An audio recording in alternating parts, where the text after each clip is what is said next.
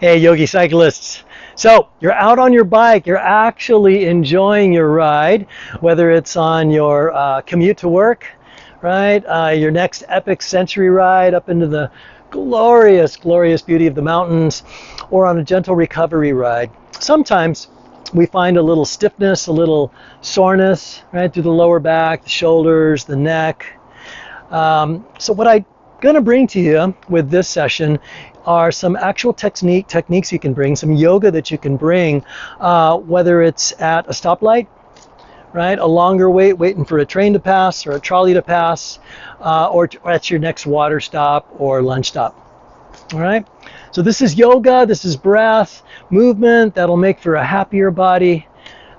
Lift your spirits, especially on those long epic rides, you know, where the body's getting fatigued and we can use a little pick-me-up. These are really, really nice movements we can bring during the ride, or at least at a break during the ride. All right, so wisdom, right?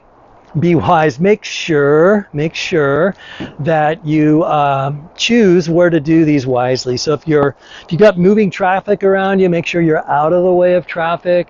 Make sure that if you happen to fall, to lose your balance, that you're not going to end up under a car. Okay, so you're safely away from moving traffic. Okay, so first set of these postures, these movements are ones that you can actually do while you're straddling the bike. Okay, so these are the good ones for the stoplights or waiting for railway to pass. All right, so we're simply going to stand tall with this first one. All right, root those feet about hip width apart. All right, and then breathe those arms up to the sky, feeling the feet root. Feeling the fingertips up to the sky without totally unplugging the arms, right? Keep them somewhat plugged so that you can inspire, right, this engagement here to lengthen, right, through your spine. Good. And then engage a little bit through your abdominal area and focus on opening up your thoracic. So just a little bit of a micro back bend here. And we're not holding these for very, very long, just a couple breaths. All right, come tall once again, soften your belly now, and lengthen once again, and focus on lengthening your psoas, your hip flexors. All right, take a few breaths there. Beautiful, and exhale the hands back down on to the handlebars. Now I think in the first video I mentioned, I think I referred to abusing the psoas during the ride. We don't really do it, right, violently. But some of us, right, if we get carried away on those more intense rides, right, we may inadvertently, right, really brutalize the hip flexors. So we want to make sure that we're conscious about lengthening, especially there, because many times that's what's the root cause of the lower back pain that you'll experience on your rides. All right, a little bit of gentle head rolling. So take your left ear over to your left shoulder, right, and then bring that chin towards the left side of your chest. Roll it across your chest, over to the right side of the chest. Come back up with the right ear to your right shoulder. And then just sort of, if you were making art with the tip of your nose, right, painting smiles. And just do that a few times. And then come back to center. Take your gaze straight ahead. Cool. Next, we're going to return to those shoulder shrugs. So just lifting the shoulders up, exhaling them back down. Follow the breath a few times. Good. Then take them up and forward, down and back. Reverse the direction. And again, feeling the scapula, the chest open up. Nice. All right, take those arms up once again. This time we'll exhale them behind us, interlacing those fingers and giving the trapezius a chance now to open up. So the tops of your shoulders, base of the neck, a few breaths there. Beautiful, and then release. All right, you can take a twist from side to side gently. Maybe leave your left hand left hand on the bars, right hand to the back of the saddle, and just a gentle twist over to the right, trying to keep your hips square, spine tall, and then come over to the other side. Beautiful, then coming back to center. All right, last two are for the legs. So I come forward on my bars, and I'll go ahead and give you a side view on this. Come forward on the bars, and feet are up towards the front wheel, knees are bent. And then I'll take that right leg back, and just a few gentle pulses of the heel coming down towards the street, the pavement. You can even sort of roll the bike gently forward and back as you place a little bit of weight on your bars. A little support there. All right, you can do the same thing with the other side. Again, we're lengthening, right? We're not forcing anything with these.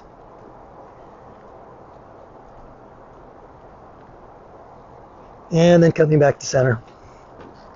All right, now some cyclists will actually open up the quads as well while straddled.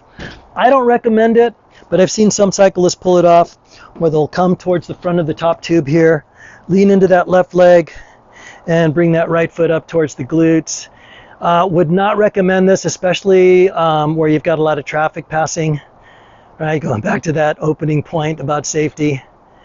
And if you're doing this, and maybe it's at a water stop, right, where you have the freedom to be off your bike, you can lift your sternum up a little bit. All right, and go to the other side. Almost lost my balance there, see?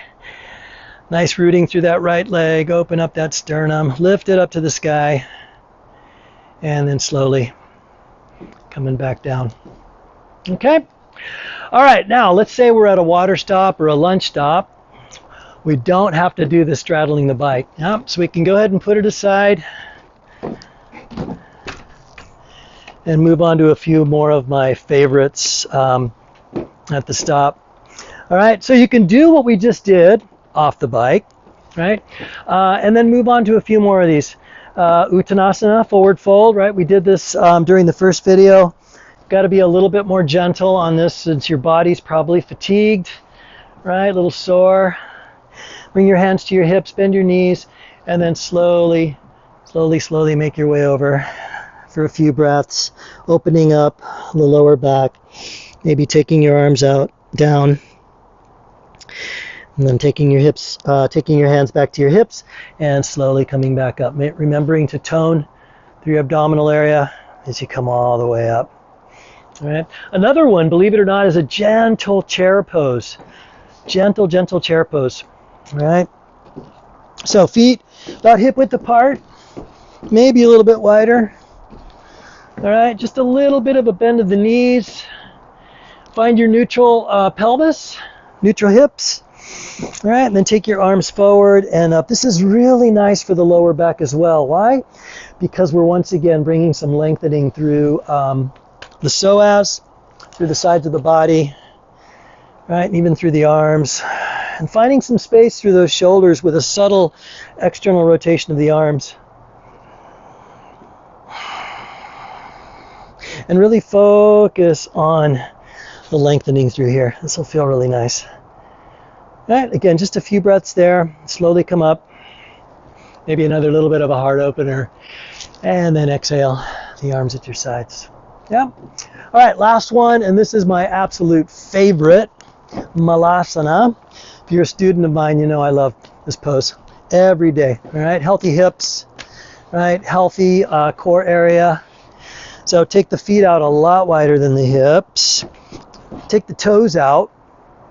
Right, so that as you come down into that yogi squat, you don't torque your knees, right? So the knees are tracking in the same vicinity as the toes. All right, now I'm going to show you a gentler way to come down into Malasana. So the feet are out wide. Actually, the feet are here, about hip width apart. Right, bend your knees, hands to the hips, exhale. Come all the way over. Bring your fingertips down, again, bending the knees as much as you need to, and then step those feet out.